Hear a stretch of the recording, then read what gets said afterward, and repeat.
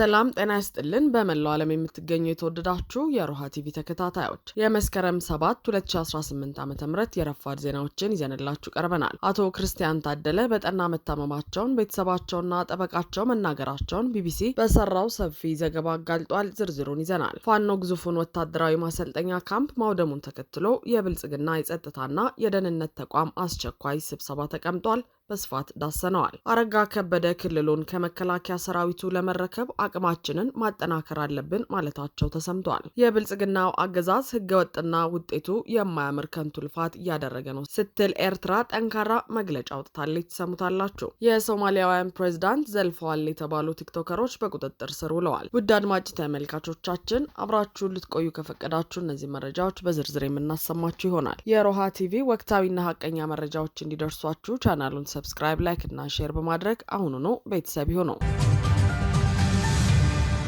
አቶ ክርስቲያን ታደለ በጠና መታመማቸውን ቤተሰባቸውና ጠበቃቸው መናገራቸውን ቢቢሲ ዘገበ። በስር ላይ የሚገኙት የህዝብ ተወካዮች ምክር ቤት አባሉ አቶ ክርስቲያን ታደለ በጠና መታመማቸውን ቤተሰቦቻቸውና ጠበቃቸው ነግረውኛል ሲል ቢቢሲ ዘግበዋል። ሰኞ ዕለት ታስረውበት ወደሚገኙበት የቂሊንጦ ማረሚያ ቤት ሄደው እንደጎበኟቸው የገለጹት ጠበቃ ሰለሞን ገዛኸኝ አቶ ክርስቲያን በቅርቡ ቀዶ ሕክምና ከማድረጋቸው ጋር በተያያዘ ህመማቸው እየተባባሰ መምጣቱን ገልጸዋል። የአቶ ክርስቲያን ታደለ አንድ ቤተሰብ አባል አቶ ክርስቲያን ከወራት በፊት በመቅረዝ ሆስፒታል ቀዶ ሕክምና ማድረጋቸውንና በቂ ክትትል ሳይደረግላቸው ወደ ማረሚያ ቤት እንዲመለሱ መደረጋቸው አሁን ላሉበት ሁኔታ እንዳበቃቸው ተናግረዋል። ጠበቃቸው ሰለሞን ደህና አለመሆናቸውን ከሰሙ በኋላ ወደ ማረሚያ ቤት ሄደው አቶ ክርስቲያንን ባገኟቸው ጊዜ በእጅጉ ታመውና ደክመው መመልከታቸውን ገልጸዋል። ጠበቃው አክለውም ቀዶ ሕክምና ካደረጉ በኋላ ክትትልና የምግብን ጨምሮ አስፈላጊ እንክብካቤ በተገቢ ሁኔታ አለማግኘታቸው በጤና ሁኔታቸው ላይ ተጽዕኖ እንዳለው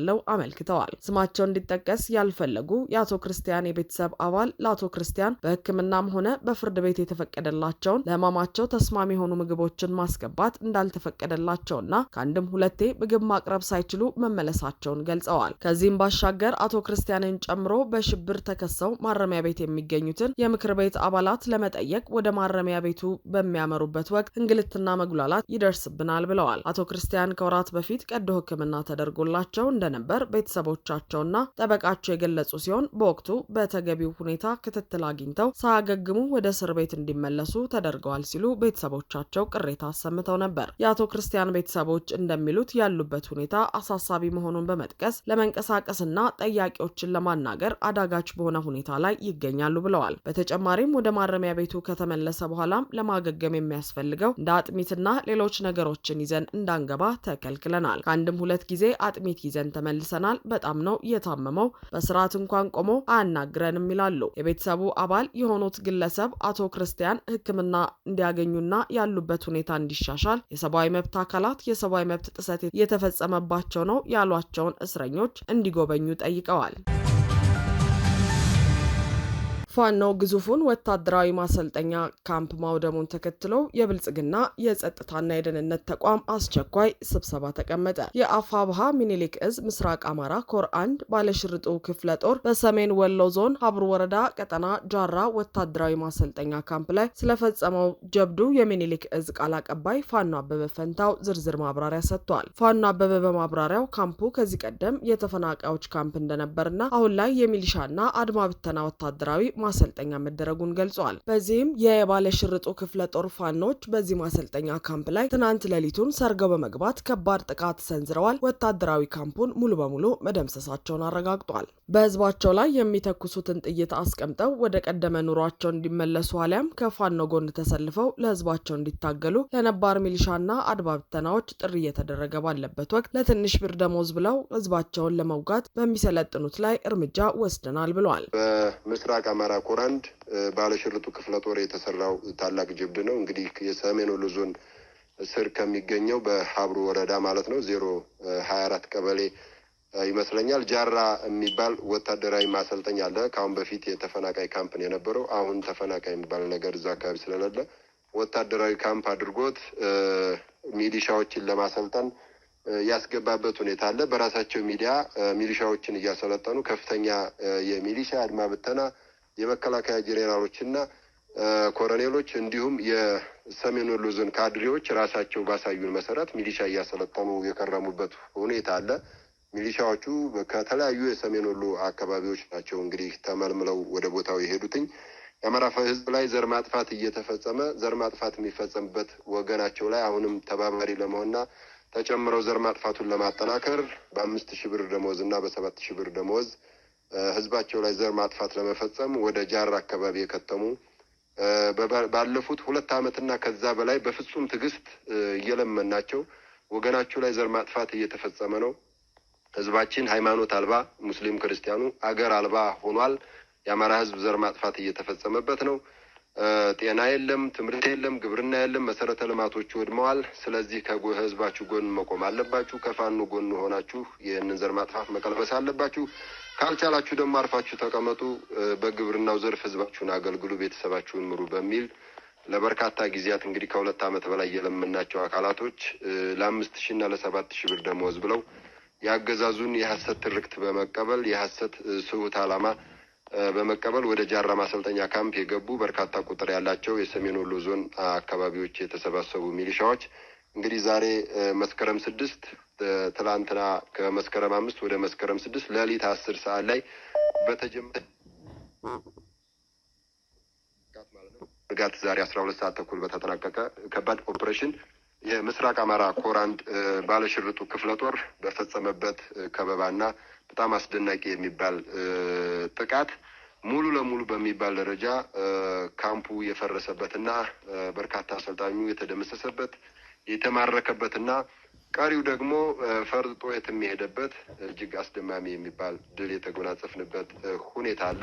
ይህንን የፋኖ ጥቃት ተከትሎ የአማራ ክልል የደህንነትና የጸጥታ ተቋም አፋጣኝ ስብሰባ ማካሄዱን ፋኖ አበበ ፈንታው ተናግረዋል። በዚህም የፋኖ ጥቃት 2ኛ ዙር ሲያስገቡት የነበረውን የሚሊሻ አሰልጣኝ የማስገባት እድላቸውን እንዳጨለመው መገምገማቸውን ጠቁመዋል። ይህን ሞትና ድምሰሳት ተመልክቶ ወደ ስልጠና የሚገባልን የለም የሚል ስጋት ውስጥ እንደገቡም ነው ያነሳው ቃል አቀባዩ።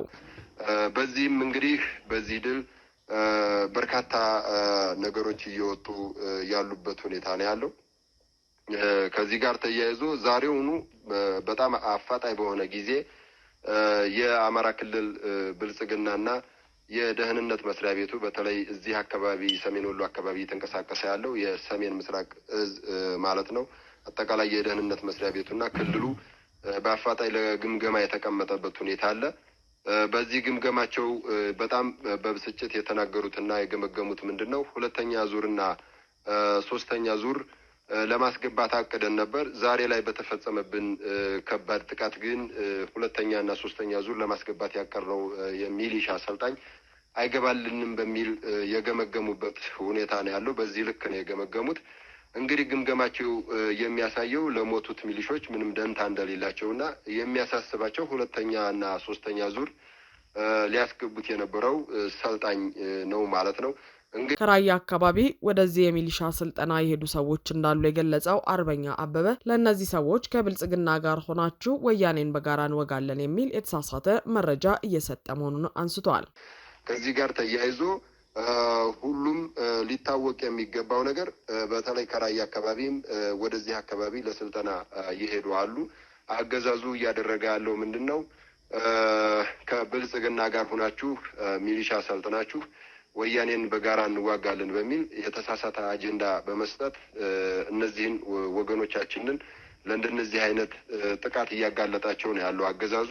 አሁን መሟች ቤተሰቦችም የተጎዱ ቤተሰቦችም ይሁን በቀጣይ ወደ ሚሊሻነት ወገኖቻቸው ቤተሰቦቻቸው የሚገቡ የአማራ ሕዝብ ማወቅ ያለበት በተለይ ከራያ አካባቢ በመምጣት ወደዛ ማሰልጠኛ ካምፕ የገቡ ወደፊትም ሊገቡ ያሰቡት መታሰብ ያለበት ሀቅና እውነታ ምንድነው? የመከላከያ የደህንነት መስሪያ ቤቱና የአማራ ክልል ብልጽግና ግምገማ እንደሚያሳየው 2ኛ እና 3ኛ ዙር ስለሚያስገቡት ሰልጣኝ እንጂ ስለሞቱት ምንም አይነት ደንታ እንደሌላቸው የገመገሙበት ሁኔታ አለ። ግምገማቸው ወዲያው እንዳለቀ ነው የደረሰን።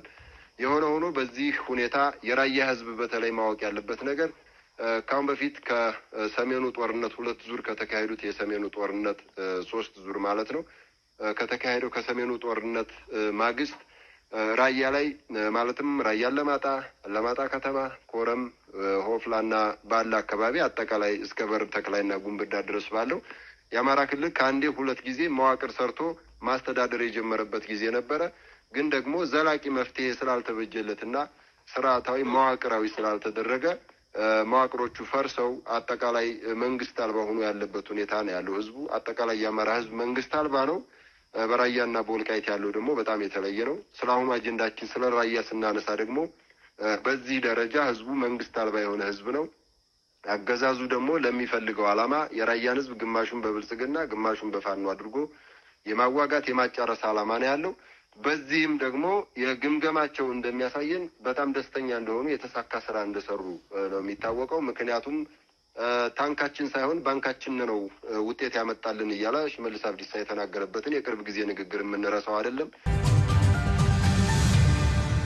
አረጋ ከበደ ክልሉን ከመከላከያ ሰራዊቱ ለመረከብ አቅማችንን ማጠናከር አለብን ማለታቸው ተሰማ። የብልጽግናው አገዛዝ ዋነኛ የአማራ ክልል ተወካይ አረጋ ከበደ ክልሉን ከመከላከያ ሰራዊቱ ለመረከብ የሚያስችል አቅም ለመገንባት መስራት አለብን ማለታቸው ተሰምተዋል። አረጋ ከበደ ይህንን ያሉት ከትናንትናው በስቲያ የአማራ ክልል ጸጥታ ምክር ቤት የተባለው ስብስብ የአማራ ክልልን ወቅታዊ ሁኔታ ለመገምገም በተቀመጠበት ወቅት ነው ተብሏል። አቶ አረጋ የሚመሩት የአማራ ብልጽግና አገዛዝ የክልሉን በጀት ሙሉ በሙሉ ለጦርነት በማዋል 25000 የሚጠጋ የአድማ ብተናና ሚሊሻ ኃይል በማሰልጠን ላይ የሚገኝ ሲሆን ርዕሰ መስተዳደሩ ክልሉን ከመከላከያ ለመረከብ አቅማችንን እናጠናክራለን ያሉት ይህንን ከግምት ውስጥ በማስገባት ነው መባሉን ዞብል ፖስት ዘግበዋል። ሆኖም የሚያሰለጥኗቸው አድማ ብተናና ሚሊሻዎች በየጊዜው በፋኖ ይማረካሉ፣ ይደመሰሳሉ፣ አሊያም ይከዳሉ። እና አረጋ ከበደም በተሰበሰቡበት ስብሰባ ሁሉ ክልሉን ከመከላከያ እንረከባለን የሚል ሪፖርት በማዘጋጀት ለአብይ አቅም ያላቸው ሎሌዎች መሆናቸውን ለማሳየት እጅጉን ይጥራሉ።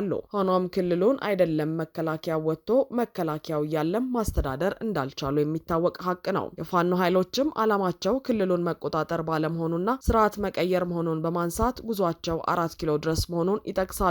ሆኖም በርካታ የአድማ ብተናና የሚሊሻ ስልጠና እየተሰጠ የሚገኘው በብርሃኑ ጁላ የሚመራው መከላከያ ሰራዊት ክልሉን ለቆ እንዲወጣ ቢወስን ክልሉን አረጋ ከበደ የሚመሩት ቡድን ሙሉ በሙሉ ለመቆጣጠር እንዲቻል በማሰብ ነው ተብሏል። 2 ዓመታትን ባስቆጠረው ጦርነት በከባድ መሳሪያና በአየር ድብደባዎች እንዲሁም ቤት ለቤት በአገዛዙ ኃይል በተፈጸሙ ግድያዎች በርካታ ንጹሃን ህይወታቸውን ማጣታቸውን፣ በቢሊዮን የሚቆጠር ሀብት መውደሙን፣ የኢኮኖሚ፣ ጤና፣ ትምህርትና ሌሎች ማህበራዊ እንቅስቃሴዎች መስተጓጎላቸውን የተለያዩ መረጃዎች ይጠቁማሉ። የአማራ ክልልን ከመከላከያ ሰራዊት ለመረከብ እየሰራን ነው ያሉት አረጋ ከበደ ባሳለፍነው ሐምሌ 19 2017 ዓ.ም በተካሄደው የክልሉ ምክር ቤት መደበኛ ጉባኤ ላይ ክልሉን ለመቆጣጠር በምናደርገው ጥረት ጥሩ አፈጻጸም አስመዝግበናል ሲሉ በሪፖርታቸው መጥቀሳቸውንና ፋኖን ሙሉ በሙሉ እስክናሸንፍ ጦርነቱ ይቀጥላል የሚል አቋም እንዳላቸው መዘገቡ ይታወሳል። በአማራ ክልል እየተካሄደ ባለው ጦርነት በህዝቡ ላይ ከፍተኛ የሰብአዊ፣ ኢኮኖሚያዊ፣ ፖለቲካዊ እንዲሁም ማህበራዊ ጉዳቶች እየደረሱ የሚገኝ ሲሆን የክልሉ መንግስት ጦርነቱን አስቀጥላለሁ የሚለው አቋሙ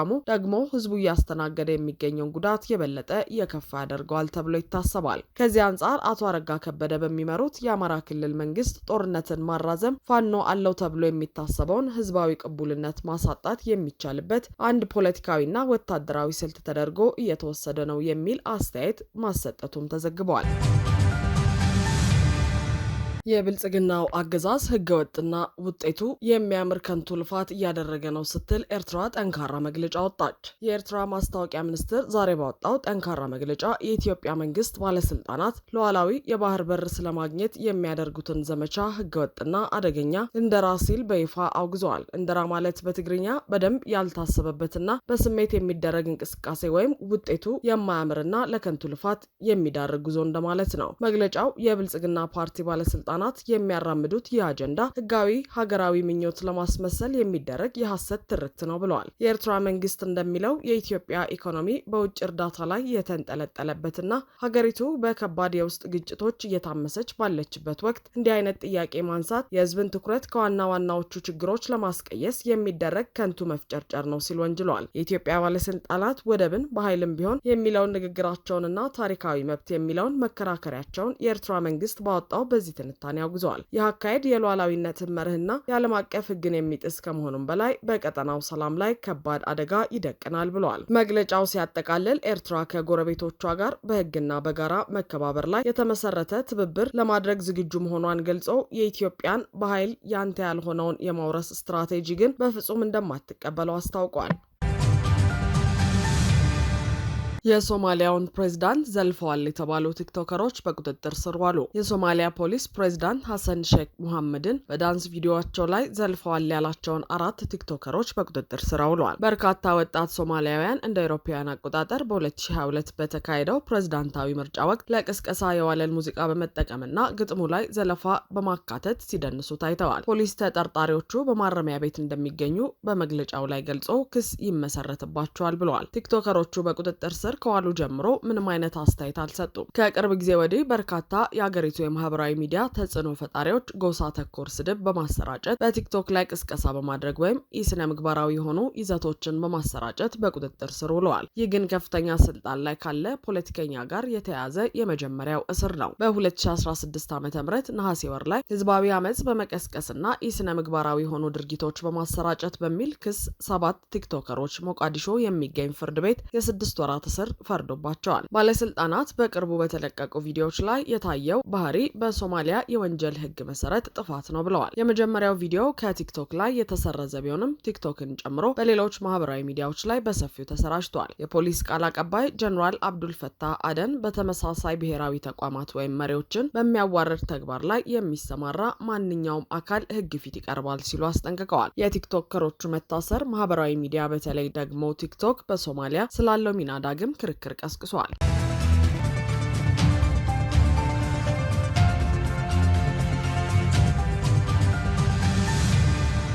አድማጭ ተመልካቾቻችን የሰዓቱ የሮሃ ቲቪ ዜናዎች የተከታተላችኋቸውን ይመስሉ ነበር። አብራችሁን ስለነበራችሁ ከልብ እናመሰግናለን። ሰላም።